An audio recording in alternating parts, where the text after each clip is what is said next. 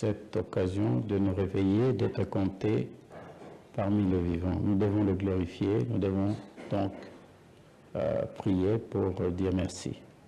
Merci éternel, notre Père, notre Dieu, de ton amour et ta bonté. Merci pour la vie, merci pour cette occasion que tu nous donnes de vivre encore aujourd'hui. Beaucoup l'auraient voulu, mais les conditions ne leur permettent pas. Et toi, tu as permis que nous soyons vivants. Te glorifions et nous voulons que nos amis, nos frères et sœurs puissent également bénéficier de ta grâce. Conduis-nous par ton esprit et marche avec nous au nom de Jésus. Amen. Bien-aimés dans le Seigneur, nous sommes dans le livre de Luc au chapitre 18. Luc chapitre 18, nous trouvons une histoire, cette histoire qui est donnée ici. C'est le Seigneur Jésus qui veut apprendre à ses disciples qu'il faut toujours prier et ne pas se relâcher. C'est la synthèse que l'on nous donne à l'introduction, je voulais dire. Luc chapitre 18, Jésus leur adressa une parabole pour montrer qu'il faut toujours prier et ne pas se relâcher. C'est très intéressant déjà que l'on nous fasse ce résumé tout au début. Donc avant de commencer, on nous dit que la parabole est donnée par le Seigneur Jésus pour nous montrer qu'il faut toujours prier et ne pas se relâcher. Donc tout au long de l'histoire, vous allez voir que il y a le souci du Seigneur de nous apprendre, un, à prier, toujours prier, et puis deux, ne pas se relâcher. Généralement dans la vie, qu'est-ce qui arrive? C'est que quand nous avons demandé ceci ou cela à Dieu, nous voulons que ça s'accomplisse immédiatement. Quand nous demandons au Seigneur de nous donner un travail, nous voulons que cela se fasse dans l'immédiat. Dans nos églises, dans certaines de nos églises, quand il y a une semaine de prière, on met une boîte devant et on dit à chacun, celui qui aimerait que Dieu puisse faire quelque chose, d'écrire son besoin et d'intégrer, jeter cela dans la boîte. Donc sa requête doit être déposée là-bas en supposant que Dieu lui-même va lire, le Seigneur Jésus va lire et va répondre. Alors généralement, notre souhait, c'est que la requête que je formule, qu'elle puisse avoir une réponse dans l'immédiat. C'est bien, c'est très bien, parce qu'il faut prier. Notre connexion, notre moyen, notre canal pour obtenir cela, c'est d'adresser une requête à notre Dieu. Il faut communiquer avec Dieu. Il faut faire en sorte que sa parole, notre souhait puisse lui parvenir à travers la prière. Et là, la Bible nous dit effectivement qu'il nous faut prier et ne pas nous relâcher. Alors, quand on nous dit qu'il ne faut pas nous relâcher, cela veut dire qu'il y a cette possibilité que la prière ne puisse pas être exaucée dans l'immédiat. Pourquoi? Il y a plusieurs paramètres. Contrairement à une requête que j'adresserai à mon ami, à mon père, à mon frère que je vois, nous adressons des prières au Dieu qui règne sur l'univers. Vous savez, en tant que quelqu'un qui a eu à étudier plus ou moins un cours sur ce qu'on appelle la radioélectricité, on parle des ondes dans le cours. Il y a un certain nombre de théories sur les ondes, et quand il faut transmettre une parole, pour l'amener à une certaine distance, il y a ce qu'on appelle la modulation. Donc, on prend ma parole qui sort du micro et il faut moduler cette parole, l'amener sur une porteuse, c'est-à-dire une fréquence qui va devoir amener ça à une certaine distance à travers évidemment les antennes. Et là, ça va aller plus loin. Si je donne cet exemple, c'est parce que généralement quand on nous dit de prier, bon, notre parole s'arrête juste dans la chambre, hein, peut-être même pas au niveau du plafond. Notre parole n'a pas une longue portée. Mais nous adressons notre prière à Dieu. Donc, à supposer même que l'ange est à côté, parce qu'effectivement, les anges du Seigneur campent autour de ceux qui les craignent, comme dit la Bible. À supposer que j'ai mon ange à côté et que je dois prier, je dois formuler une demande à Dieu. Non, c'est vrai que l'ange est à côté, il va enregistrer. Hein, je raisonne comme un homme, comme un scientifique. Je sais que ça ne marche pas comme ça, mais je me dis, parce qu'en tant que scientifique, des fois nous raisonnons. Quand l'ange, si l'ange est à côté de moi, il enregistre ma requête, il faut qu'il transmette cette requête à Dieu. Et aujourd'hui, la technologie permet, par exemple, à la vitesse de la lumière, qu'on puisse être suivi au bout du monde pendant qu'on parle, ou bien pendant qu'on est en train de produire d'images. Ça peut être suivi aux États-Unis et partout.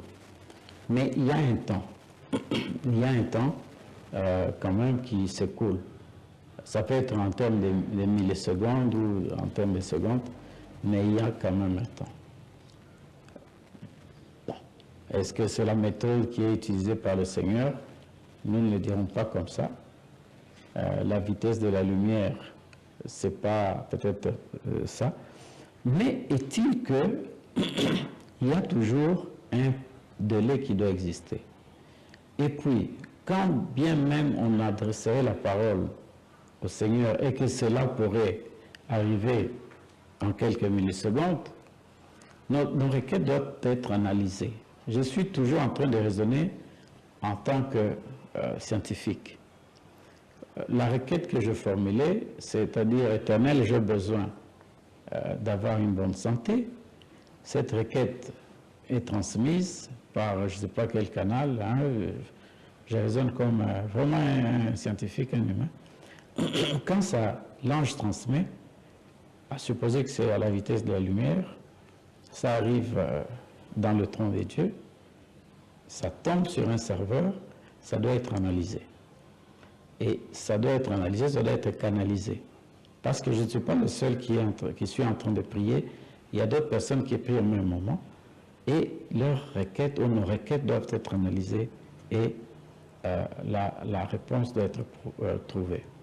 Et si jamais il est décidé que je puisse recouvrer la santé, il y a un temps pour mettre en place un certain nombre de paramètres pour que les choses puissent s'aligner de sorte que je puisse avoir le traitement qu'il faut peut-être à travers quelqu'un ou quoi.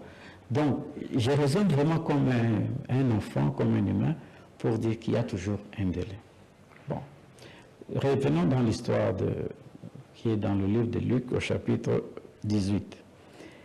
Il y avait dans une ville, ça c'est le Seigneur Jésus qui parle, un juge qui ne craignait point Dieu et qui n'avait d'égard pour personne. Donc, un monsieur rigoureux, rude, un monsieur qui ne craignait pas Dieu, et il s'en foutait de tout le monde, il ne craignait pas. Il y avait aussi dans cette ville une veuve qui venait lui dire « Fais-moi justice de ma partie adverse ». Donc, il y avait une dame qui venait parler à ce monsieur qui ne craignait pas Dieu, qui était juge, pour qu'il lui fasse justice, pour que la justice soit rendue. Qu'est-ce qu'il y avait comme problème? Avait-on pris la parcelle de cette dame? Avait-on pris ses biens? Avait-on l'avait-on frappé, l'avait-on ravi les biens? Nous ne savons. Ce que la Bible est en train de dire, c'est que la femme, la veuve, avait une plainte et qu'elle avait formulé cette plainte. Et maintenant, il était question que le juge qui habitait cette ville puisse trancher. Mais le monsieur, comme il n'avait d'égard pour personne, la dame pouvait pleurer comme elle voulait. Pour lui, il était occupé à autre chose. Maintenant, qu'est-ce qui va arriver? Pendant longtemps, il refusa. Ça, c'est au verset 4. Mais ensuite, il dit en lui-même, quoique je ne craigne point Dieu et que je n'ai d'égard pour personne, néanmoins, parce que cette veuve m'importune, je lui ferai justice, afin qu'elle ne vienne pas sans cesse me rompre la tête. Voilà. Donc, la dame, tellement elle insiste, tellement chaque fois qu'elle voit le monsieur, chaque fois qu'elle passe, chaque fois, elle doit demander à ce qu'on lui rende justice. Tellement le monsieur était fatigué, il se dit, bon, comme bien que je ne craigne pas Dieu, bien que ça ne me fait rien du tout, je vais quand même lui rendre justice pour qu'elle cesse de m'embêter. Alors, bien-aimé dans le Seigneur, c'est quelque chose qui est dit par le Seigneur Jésus, et la leçon vient là-bas, au verset 6. Le Seigneur ajouta, entendez ce que dit le juge inique. Voyez ce que ce monsieur pécheur, ce monsieur mauvais, comment il est en train de réagir. Tellement il est exaspéré par la demande de cette veuve. Alors il s'est dit, je dois rendre justice pour que cette dame puisse me laisser tranquille. Hein? Alors le Seigneur dit, entendez ce que dit le juge unique. Et Dieu ne fera-t-il pas justice à ses élus qui crient à lui jour et nuit, et tardera-t-il à leur égard? Je vous le dis, il leur fera promptement justice. Mais quand le Fils de l'homme viendra, trouvera-t-il la foi sur la terre? Donc, bien aimé, si, c'est ce que le Seigneur Jésus est en train de dire, si un monsieur mauvais, méchant, parce qu'il trouve qu'il est embêté par la veuve, décide de lui rendre justice, de trancher l'affaire pour que la dame ne puisse plus l'embêter, comment Dieu, notre Père, Dieu d'amour, le Dieu si bon, ne rendra-t-il pas justice à ceux qui crient à lui jour et nuit? Le Seigneur nous rassure. Il dit au verset 8, je vous le dis, il leur fera promptement justice. Donc, bien aimé dans le Seigneur, en lisant cette petite parabole, nous comprenons que le canal pour obtenir la justice de Dieu, pour obtenir gain de cause, c'est la prière. Hein, tout à l'heure, je vous disais un peu le circuit à partir d'une demande de ma chambre, comment ça peut aller sur le trône de Dieu. Il y a un petit délai qui peut s'écouler. Donc la prière, c'est ce canal. Aujourd'hui, les scientifiques vont vous dire que le signal à partir de notre téléphone, par exemple, part en quelques nanosecondes, ça part de nos téléphones, ça passe par le réseau, c'est-à-dire nos opérateurs, ça part à travers la fibre, ça traverse les continents, ça va à l'autre bout du monde en avec la vitesse de la lumière, et puis la réponse peut venir tout autant. Il y a ce canal, il y a ce lien que les hommes ont mis en place pour amener le signal, pour amener ce que nous sommes en train de faire. Ça peut être la voix, ça peut être les données, les vidéos, ainsi de suite. Mais pour ce qui est des choses spirituelles, le canal, c'est la prière. Si vous ne priez pas, Comment vous voulez obtenir la guérison?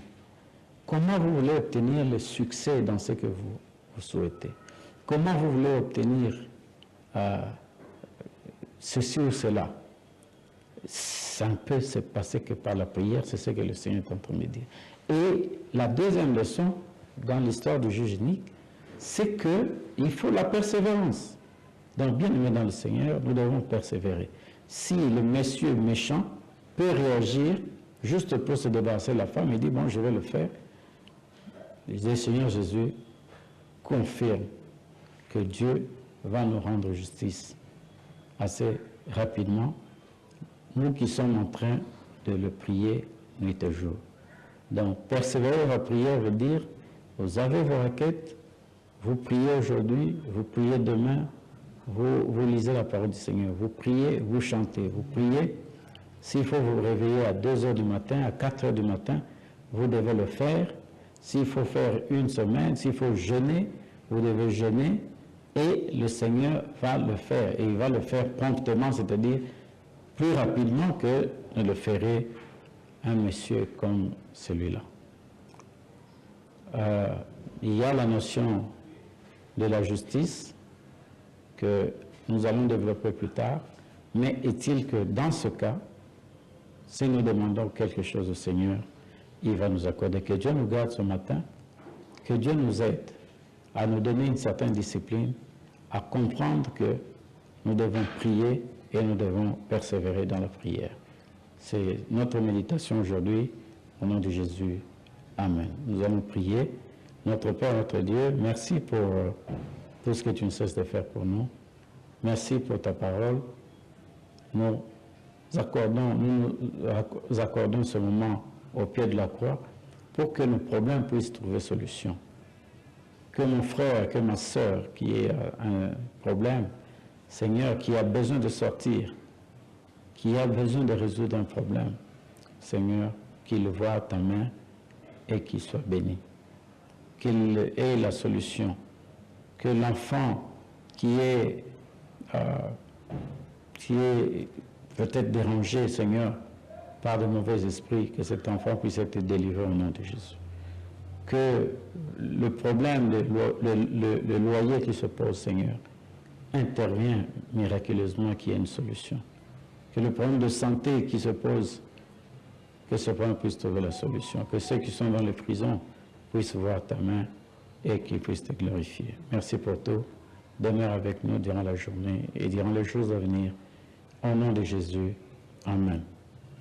Bien-aimés dans le Seigneur, allez dans la paix de Christ.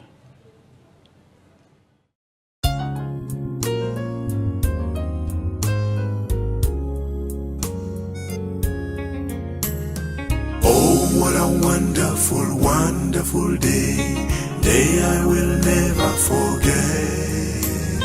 After that one